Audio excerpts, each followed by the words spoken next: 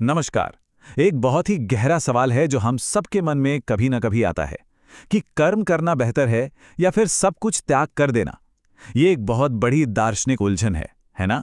तो आज हम इसी सवाल का जवाब ढूंढेंगे और वो भी सीधे गीता के एक बहुत ही जरूरी सिद्धांत से।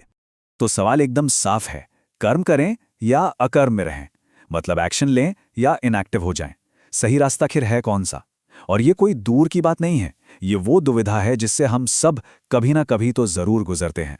तो फिर चलिए सीधे देखते हैं कि इस बड़ी दुविधा पर स्वयं श्री कृष्ण का सिद्धांत क्या है, वो हमें क्या मार्ग दिखाते हैं। तो गीता में श्री कृष्ण कहते हैं, तू शास्त्र विहित कर्तव्य कर्म कर, क्योंकि कर्म न करने की अपेक्षा कर्म करना श्रेष्ठ है, तथा कर्म न करने से तेरा शरीर निर्वाह भी नहीं सिद्ध होगा। अब देखिए, इसका मतलब कितना सीधा और साथ ही कितना गहरा है। बहुत सरल शब्दों में कर्म करना कुछ भी न करने से हमेशा हमेशा बेहतर है, और तर्क भी बहुत व्यवहारिक है। भाई, बिना कुछ किए तो ये शरीर भी नहीं चल सकता, है ना? अच्छा, ये तो समझ आया कि कर्म श्रेष्ठ है, पर सवाल ये उठता है कि क्यों? आखिर कर्म को ही क्यों श्रेष्ठ माना गया है? आइए इसके पीछे के तर्क को जरा और गहराई से समझते हैं। अब यहां देखिए, ये अंतर कितना साफ है।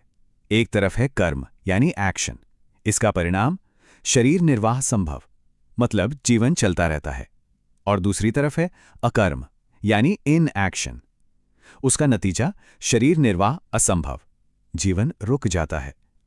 तो ये जो तुलना है ना, ये उस सिद्धांत को एकदम साफ कर देती है। तो चलिए इस तर्क को एक कदम और आगे लेकर चलते हैं। बात करते हैं अकर्म की असंभवता की। मतलब, क्या यह सच में पॉसिबल भी है कि कोई इंसान पूरी तरह से एब्सोल्युटली कर्महीन हो जाए? क्या ऐसा हो सकता है? इसका जवाब बड़ा सीधा सा है।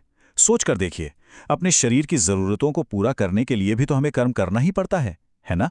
अरे, भूख लगने पर खाना खाना, प्यास लगने पर पानी पीना, ये भी तो कर्म ही है। तो इसका मतलब क्या हुआ? इसका मतलब ये हुआ कि कर्म का पूरी तरह से त्याग कर देना, जिसे पूर्ण कर्म संन्यास कहते हैं, वो असल में एक स्वांग है, एक दिखावा है। ये व्यावहारिक रूप से संभव ही नहीं है। अच्छा, तो अब तक हमने दो बातें समझी। एक कि कुछ न करना यानी अकर्म संभव ही नहीं है, और दूसरी कि कर्म करना ही श्रेष्ठ है। तो अगर ये दोनों बातें सच हैं, तो फिर हमारे लिए रास्ता क्या है? हमें आखिर करना क्या चाहिए? और देखिए, यही हमें हमारा जवाब मिलता है। एकमात्र तार्किक, एकमात्र लॉजिकल रास्ता यही बचता है कि हम अपने निर्धारित कर्तव्यों का, अपनी ड्यूटीज का पालन करें। ये सिद्धांत हमें हाथ पर हाथ धरकर बैठने की जगह अपने उत्तरदायित्वों को निभाने के लिए प्रेरित करता है। और अब आखिर में एक सवाल जो हम सबको खुद से पूछना है कि हमारे अपने जीवन में, हमारे कॉन्टेक्स्ट में ये शास्त्रविहित कर्तव्य क्या है, हमारी ड्यूटी क्या है?